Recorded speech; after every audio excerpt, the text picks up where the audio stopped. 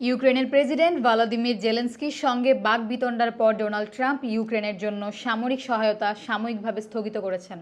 White হাউসের একজন কর্মকর্তা একথা নিশ্চিত করেন।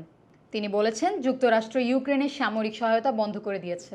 তবে সহায়তার পরিমাণ ও সময়সীমা সম্পর্কে হোয়াইট হাউস বা পেন্টাগন তাৎক্ষণিকভাবে কোনো মন্তব্য করেনি। সোমবার ডোনাল্ড ট্রাম্প বলেন, ইউক্রেনের প্রেসিডেন্ট ভলোদিমির জেলেনস্কি আমেরিকার সমর্থনের প্রতি আরও কৃতজ্ঞ হওয়া উচিত।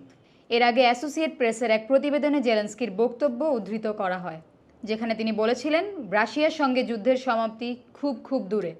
এ মন্তব্যের পর ট্রাম্প ক্ষুব্ধ প্রতিক্রিয়া জানান। মার্কিন প্রেসিডেন্ট ডোনাল্ড ট্রাম্প গত সপ্তাহে ইউক্রেনের প্রেসিডেন্ট ভলোদিমির জেলেনস্কির সঙ্গে তার বাকবিতণ্ডার পর ইউক্রেনের সব ধরনের সামরিক সহায়তা বন্ধ করে দিয়েছেন বলে সোমবার হোয়াইট হাউসের এক কর্মকর্তা জানিয়েছেন। নাম প্রকাশ না করার শর্তে ওই কর্মকর্তা বলেছেন, প্রেসিডেন্ট স্পষ্ট করেছেন যে তিনি শান্তির দিকে মনোনিবেশ করেছেন। আমাদের অংশীদারদেরও সেই লক্ষ্যে প্রতিশ্রুতিবদ্ধ হতে হবে। আমরা আমাদের সহায়তাকে থামিয়ে দিচ্ছি এবং পর্যালোচনা করছি যাতে এটি সংঘাতের সমাধানে অবদান রাখে। এদিকে মার্কিন সহায়তা বন্ধের বিষয়ে প্রেসিডেন্ট ভলোদিমির জেলেনস্কির অফিস তাৎক্ষণিকভাবে কোনো মন্তব্য করেনি।